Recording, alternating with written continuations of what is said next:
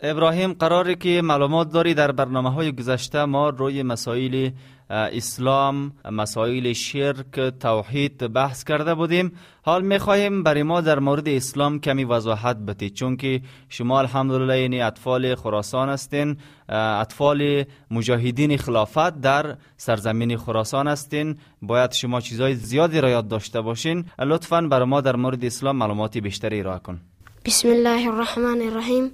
دین اسلام یعنی تسلیم شدن بر الله متعال که او را با یکتایی بپرستیم و از امرش پیروی کنیم و از شرک بیزاری جوییم. و آن 3 درجه دارد. درجه اول اسلام و دوم ایمان و سوم احسان است که هر درجه از خودش ارکان دارد. درجه اول اسلام است که 5 رکن دارد و دلیل آن از سنت مطهر حدیث ابن عمر رضی الله عنه اسلام بر 5 چیز بنیان گذاشته شده است. یکمش کلمه شهادت اشهد ان لا اله الا الله و اشهد ان محمد رسول الله، و دومش نماز، و سومش زکات، و چهارمش روزه ماه مبارک رمضان، پنجمش حج بیت الله حرام.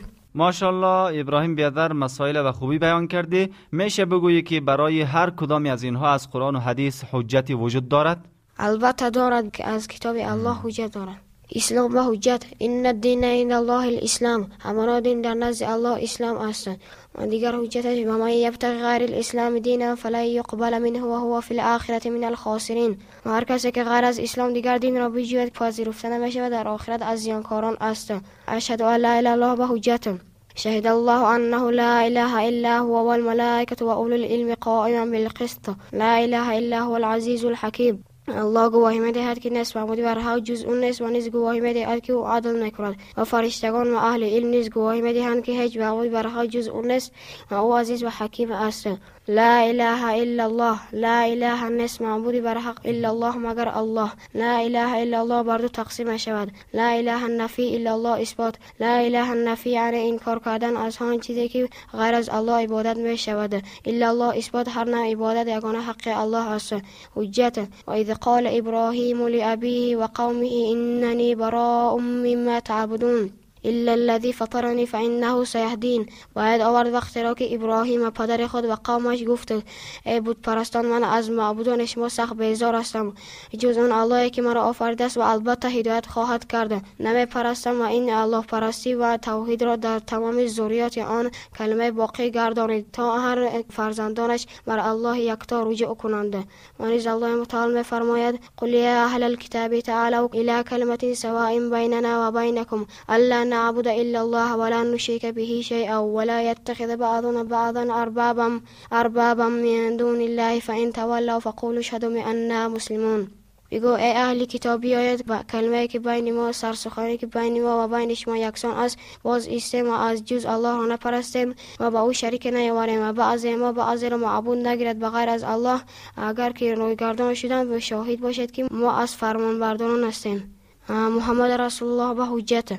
لقد جاءكم رسول من انفسكم عزيز ما عنيتم حريص عليكم بالمؤمنين رؤوف رحیم. براستی که محمد صلی الله علیه و سلم از میان خودتان برای شما آمده است که هر رنجی که شما میبرید برای او گران میآید و سخت حریص است برای مؤمنین شدن شما، برای مؤمنان رؤوف رحیم مهربان است. ماشاءالله در مورد رکن اول اسلام دلایلی را از قرآن ذکر کرد. ابراهیم بیادر حال از ایشان پرسان میکنیم در مورد ارکان باقی مانده اسلام نیست دلایلی را از قرآن و سنت برای ما بیاره. دلیل نماز و زکات. و ما امروا الا ليعبدوا الله مخلصین له الدین حنفاء و یقیموا الصلاة و یؤتوا الزکاة و ذلک دین القیمه. و امر نشدن بندگان مگر اینکه الله را عبادت کنند خالصانه برای او دین است و پاک دینان هستند و نماز را میخوانند و زکات را میپردازند و میدهند و این دین استوار است. روزه و حجت. یا ایها الذین آمنوا کتب علیکم الصیام کما کتب علی الذین من قبلکم لعلکم تتقون. ای مؤمنان برای شما روزه فرض گردانیده شده است همچنان که پیش از شما بودن و آنها فرض شده بود تا اینکه تقوا پیشه کنید. حج به حجت. ولله علی الناس حج البیت من استطاع الیه سبیلا و من کفر فان الله غنی عن العالمین. والله بر مردم حج خانه کعبه فرض گردانیده شده است. هر کسی که من استطاعت داشته باشد و آنجا رفته حج کند و کسی که این کار کند گوید که من نمی کنم، الله از این مردمان بی نیاز است. ماشاءالله، جزاک الله خیرا. بیادر محترم ابراهیم مسائل اسلام به خوبی تشریح کرده. چند سال است ابراهیم؟ 11. ماشاءالله، طفل 11 ساله به مسائل اسلام و دین مبین اسلام به خوبی آگاهی داره، در حالی که اطفالی که در بیرون از سرزمین خلافت زندگی میکنن مسائل عادی را نمیدانن، حتی پیغمبر خود را به درستی نمیشناسن، ولی طفلایی که در خراسان در سرزمین خلافت هستند به درستی از اسلام و از مسائل دیگه آگاهی دارن. این هم به برکت همین خلافتی است که نصیب مسلمان ها شده. امید است که از این نور خلافت تمام مسلمان ها مستفید شوه و اطفالشان فکر و انگیزه جهادی تربیت شوه. به هر صورت تشکر ابراهیم بیادر از اینکه وقتتان با ما گذاشتین. حال میریم سراغ بیادر محترم ما طلحه. السلام علیکم و رحمت الله. و علیکم السلام و رحمت الله. خوب استی؟ صحت خوب است؟ الحمدلله. پیشتر در شروع برنامه برای ما آیتی از کلام الله تلاوت کردی. حال کدام تحفه و کدام گفتنی برای شنوندگان اگر داشته باشی؟ البته. بسم الله الرحمن الرحیم. اگر از تو پرسیده شود که پروردگارت کیست، بگو پروردگارم ذاتی است که با نعمتهای فراوانش مرا و تمام جهانیان را آفریده است. او یگانه معبود من است، جز او کسی و چیز معبودی ندارم. حجت. اعوذ بالله من الشیطان الرجیم. الحمد لله رب العالمین. حمد و سپاس الله که تربیت کننده تمام عالمیان است. اگر از تو پرسیده شود که پروردگارت را چگونه شناختی، بگو با آیات و مخلوقات شب و روز، خورشید و ماه، آسمان و زمین، آنچه که در مابین آسمان های و زمین است، پروردگارم را شناختم. حجت. لخلق السماوات والارض اکبر من خلق الناس. هر آن آفرینش آسمان های و زمین بزرگتر از آفرینش مردم است.